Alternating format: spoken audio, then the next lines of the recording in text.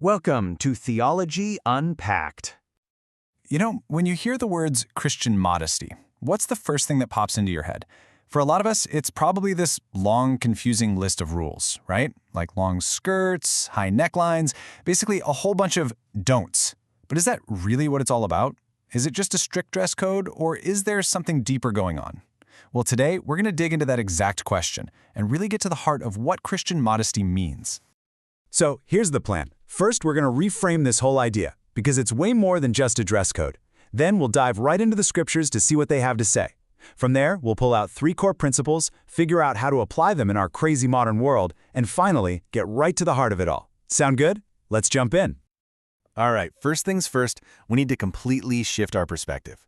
Let's stop thinking about modesty as this long checklist of rules. Instead, what if we thought of it as representation? Seriously. The question totally changes. It's not, what am I allowed to wear? It becomes, who am I representing? That's a game changer. Here's a great way to think about it. A uniform, that's all about rigid rules, right? You have to wear it. But a team jersey, that's totally different. A jersey is about identity. It's about allegiance. You wear it with pride because it shouts to the world which team you're on. And that's exactly the idea here. Christian modesty isn't supposed to be about begrudgingly following a bunch of rules. It's about proudly, joyfully wearing that jersey that says, I'm on Team Christ. Okay, so what does this jersey actually look like? Well, to figure that out, we've got to go straight to the Bible. And here's the thing. You're not going to find a one-size-fits-all dress code in there. What you will find, especially in key passages in 1 Timothy and 1 Peter, are these incredibly powerful, timeless principles that can guide us no matter what century we're living in. Let's look at this key passage from 1 Timothy. The Apostle Paul says something really powerful here. He talks about wearing respectable apparel, sure, but then he immediately pivots and contrasts that with what really matters. And what's that? Our good works. It's this incredible, almost radical shift in focus away from what's on the outside to what's on the inside. So let's geek out for a second and look at the original Greek. The word Paul uses for respectable is kosmios. Now, this does not mean drab or boring, okay? It actually means something more like orderly, decent, and fitting. It's about an attitude that reflects respect for God, for other people, and even for yourself. Okay, the next word is eidos, which we translate as modesty. But honestly, that translation barely scratches the surface.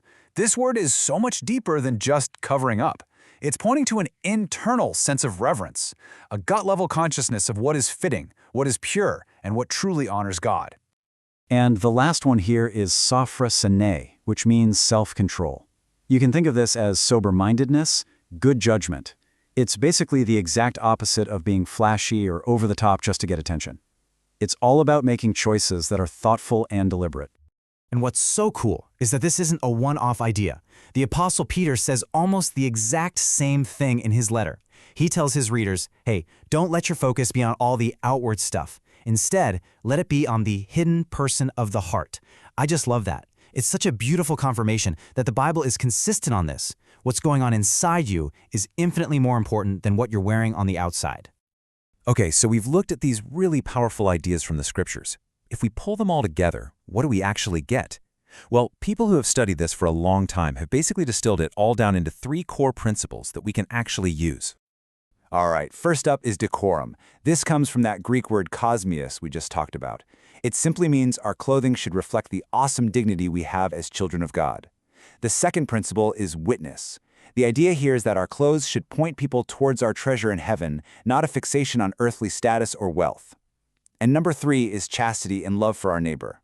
This one's all about being considerate and not dressing in a way that's calculated to make someone else stumble.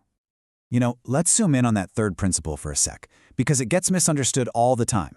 It's really just the golden rule, but for our closets. That's it. Do to others what you would have them do to you.